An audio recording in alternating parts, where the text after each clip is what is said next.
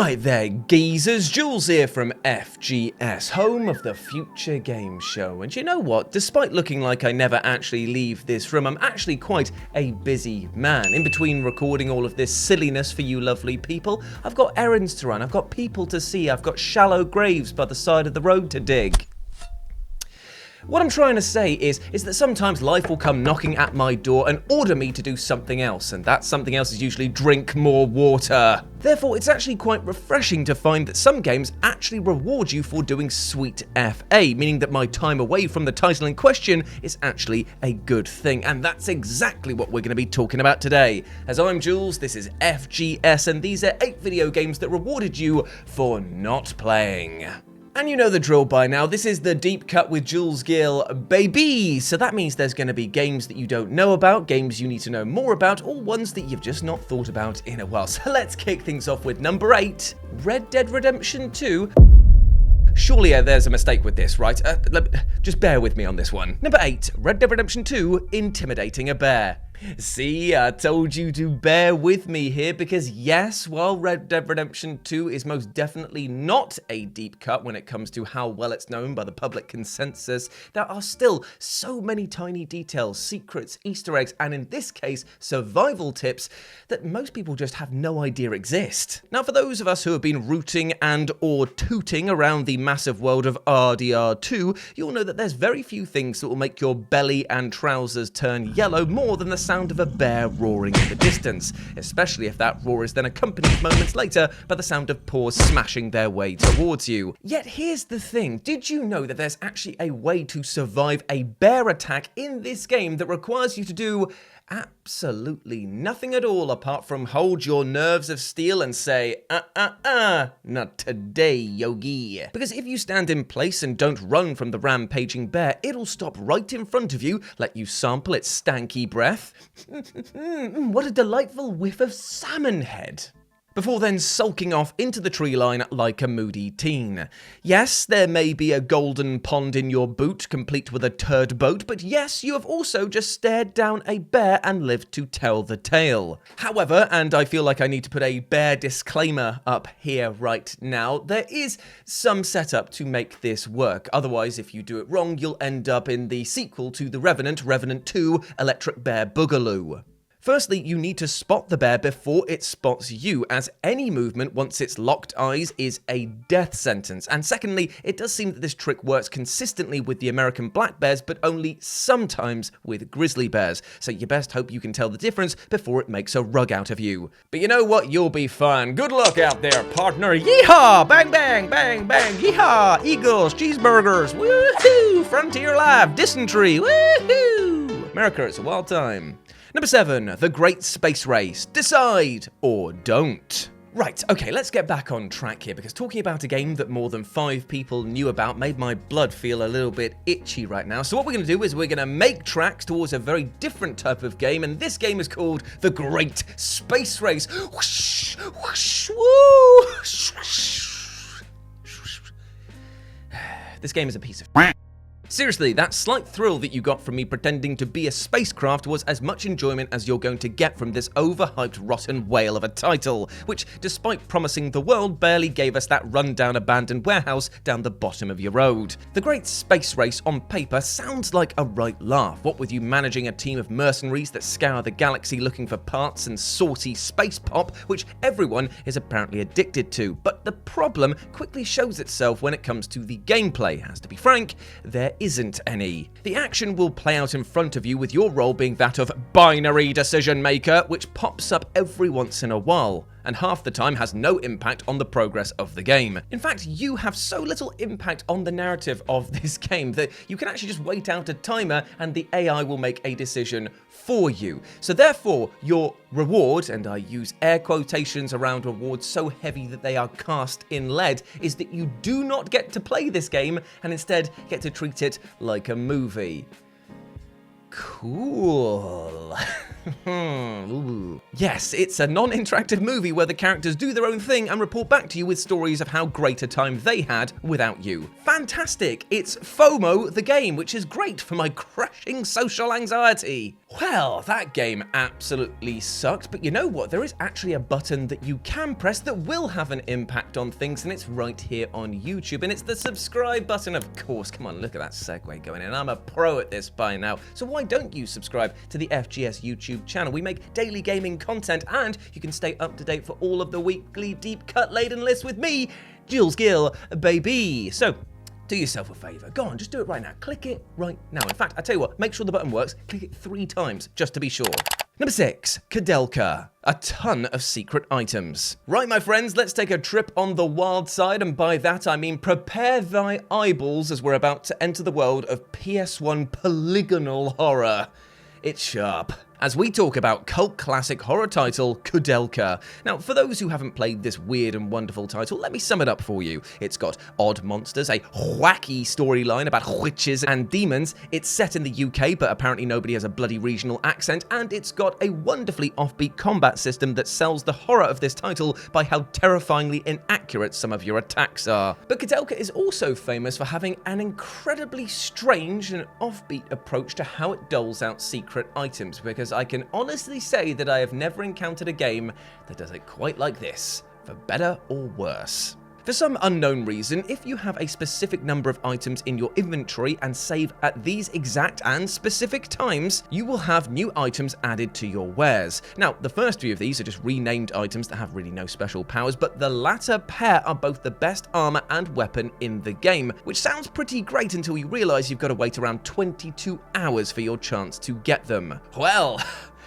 okay then, better get comfy because you are going to be here a while. So there we have it. All you have to do is grab the minimum amount of items, in this case 10, and then just wait around for the right time to save, neck yourself the best items, armor, and weapons in the game, and then just breeze through the rest of this title like an overpowered god. And you get all of this whilst also allowing yourself to rest, relax, and drink in the incredibly damp and dark environment that is pretty atypical of a Welsh town. Thank you, Thatcher. Thank you very much. Seriously though, I actually love living in Wales. It is absolutely amazing. My favourite part though, hands down, is when anyone from outside Wales, namely London, comes over and it's like, wow, this is crazy. Jules, what's that green thing over here? A field? Yeah, what time does it start serving brunch? Looks great. They're a different breed. Number 5, Dawn of War, embarrassing the Bloodthirster. Now, I don't know if I've told you this, Mark, but I'm actually a little bit of a fan of Warhammer, you know, 40k, fantasy, the old world, Necromunda, Warcry, Mordheim, all of it basically, and more, all of the video games as well. Oh, I have told you about that numerous times, relentlessly so you say.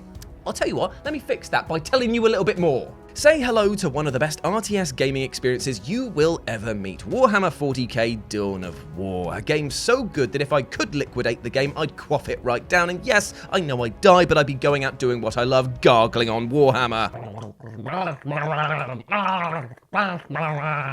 Now, even though you've just said hello to Dawn of War, there is actually one enemy type in particular that you never ever want to get friendly with, and that is the Bloodthirster. Now, call me suspicious, but the name Bloodthirster doesn't exactly fill me with rainbow rhythms, and to be sure, he is an absolute force to be reckoned with and will turn even the hardiest of space marines into red mist. Truly, the Bloodthirster is a force to be reckoned with in combat, but here's the thing, why should you, the crafty player that you are, play by his rules? And I say this because when the Bloodthirster isn't engaged in direct carnage, he's a bit of a silly Billy, and sees his health drain quicker than the mood when Peter the paint drying connoisseur arrives at the party to tell you of his recent trip to the Dulux factory. So in theory, all you need to do when an opponent drops one of these big bad boys onto the battlefield is just, well, do exactly the opposite of what Dawn of War wants you to do and run away, do not engage, and you will be rewarded with defeating this monstrosity without firing a single bullet. And that's pretty cool. Not for him though, he looks like a mug. Number 4, Gauntlet Arcade, everything is an exit. So I won't lie to you, friends. Even though adventuring does look like a lot of fun on paper, I'm pretty sure that 90% of it is a bit of a bad gig. I mean, yes, you will get the adulation of every scabby peasant that you come across, but at the same time, your quest to go boop evil right in the face is a long and arduous one. You'll be getting your tunic dirty from all the gribbly dungeons, and you'll be carrying around so much like heavy armor and items like a pack mule that you'll be wheezing every step of the way. Not for me. Therefore, I was absolutely delighted to find out that there's a secret feature built into the normally relentless and sugar-overloaded arcade experience Gauntlet that actually rewards you for taking a breather and just saying no thanks to all of these ghosts, ghouls, and grimy locales. It turns out that if you and any other player in your party just decide to stand around for about 200 seconds, then the very walls themselves will give into your passive-aggressive adventuring and turn into actual exits. And I don't mean that they actually disappear and allow you to just progress to the exit unhindered. No, they actually turn into individual exit tiles. Imagine being a monster in this dungeon just playing this out. All right, lads, I tell you what, when he comes around the corner, we're going to absolutely grab him. We'll do him in, steal his shoes. Make sure you steal his shoes, all right? Okay, right. He's just left the dungeon. He's turned the walls into exits. Oh, you... Number 3, Crash Bandicoot Wrath of Cortex, Ghosting Ghost Town. Okay then, friends, let me set out my stall nice and early for you today. I am a Mother One Pin Crash Bandicoot fan. I love this Bandicoot boy, and I've played every single one of his games, including the absolute dross that appeared on the Game Boy Advance. However, as a Crash Bandicoot fan, I do have an unrelenting and deep-seated hatred for one title in particular, so much so that I filed a bloody restraining order against it because I do not want it in my life, and yet here it is once more. Crash Bandicoot Wrath of Cortex. I cannot begin to express my disappointment in this game, but needless to say that the wonky graphics, boring new characters, frustrating loading times, sludgy controls, and overall step down in presentation and polish left me feeling like I was eating sour grapes and more that Crash was wiping his over my face. And you know what? I know that there's going to be some dirty little scamps out there that are going to say, oh, I actually like Wrath of Cortex, but you know what, my friend? Let me ask you this. Do you like it or did you grow up with it? Because I'm just going to say this right now. If you grew up thinking that the smell of distilled dead dog was nice, then you're going to think that that was good. You deserve better. Play some of the other games and don't do yourself so rotten, my friend. And if you needed further proof as to how little of a shit the devs gave with Wrath of Cortex, then just look at the 27th level in the game, Ghost Town, which can be beaten by not pressing a single button. I mean, sure, you won't get any of the boxes, but in a supposed race with Crush, you cannot lose unless you actively try to. You'll even get a gem for doing this, meaning that the devs actively encourage you to do the bare minimum of interaction with this game, thereby mirroring the care that actually went into it. Number 2, Star Wars Jedi Knight Mysteries of the Sith, no Duel of the Fates. Ah, Star Wars, what a gloriously inconsistent franchise. It's a series that has made and broken childhoods in equal measure thanks to its metachlorian epic space battles, high school play dialogue, and outstanding music. Yet the one thing that we can all agree on as Star Wars fans is that lightsaber duels kick ass. Oh, and also that there should be a standalone pod racing movie. That should happen. Whether it's Vader slicing and dicing or the wonky Palpatine puppets spinning around like a stupid nerd, lightsaber battles are at the heart of why we enjoy Star Wars, which makes it all the more strange that there is a video game out there that actively punishes you from Mysteries of the Sith. This is a long-forgotten expansion to the almighty Star Wars Jedi Knight, and closes with a showdown between Mara and Kyle, who has been haunting your footsteps throughout the experience and often decking you in the process. But here though, the tables have turned. Mara is ready to fight and you've got the skills to back up your newfound confidence. Except there's just one problem, and that is, in order to win this final fight, this showdown of the ages that has been building up all across the game, you need to do absolutely nothing. Despite Kyle rushing you with lightsaber drawn and you having the ability to swing back, you'll find that your attacks do precisely 0 damage, with Kyle either phasing through them or simply blocking your attacks. It turns out that in order to win, you need to do the one thing that no one wants to do in a duel of this nature, and that is turn off your lightsaber and refuse to fight. Only by doing this does Kyle see the error of his ways, and it's a clever use of pacifism to end the cycle of violence that he's set on. I mean, true, it does rob you of an epic showdown, but at the same time, because it's such a clever use of it and it was just came out of left field, it deserves a place on this list. And number 1, Flatout 3, Don't Drive to Survive. Now, when it comes to the end times and the world starts to reflect on what it's achieved just before the asteroid or plague wipes us clean from this earth, there will be a few that stand up and start championing the best racing games ever to exist in video games. It's a weird time, but then again, people are about to go, so there probably is one person that just wants to go, yeah, I want to talk about their video games before I go. Fine. Gran Turismo, Mario Kart, Diddy Kong goddamn Racing. Speed freaks, play that game. It is absolutely baller. And who can forget the almighty brilliance that was Micromaniacs?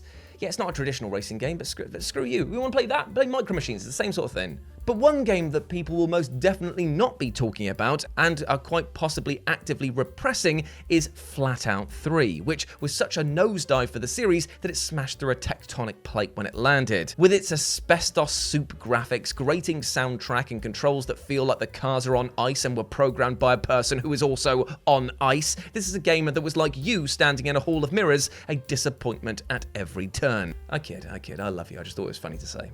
In all honesty though, you do not want to play this game, yet weirdly enough, if you don't play it, you could actually win some of the Destruction Derby style battle modes. It turns out that the other AI racers want you and solely you dead at any cost, likely due to a code with more holes in than Jimmy the Dog Stabber's alibi that he just visited Crufts because he mistook the event for his local tax office. This results in all of the other racers swarming towards you and colliding with each other. I mean, sure, you'll take some damage, but the likelihood is that you'll be lifted onto the bonnet of another racer who then becomes the target of everyone else. It is quite possible to idle your car, get lifted up on top of the bonnet, and then just basically watch as everyone else just destroys each other. And because of the wonky collision detection in this game, you could be rewarded with the points for doing so. You could climb the leaderboard by doing absolutely nothing at all.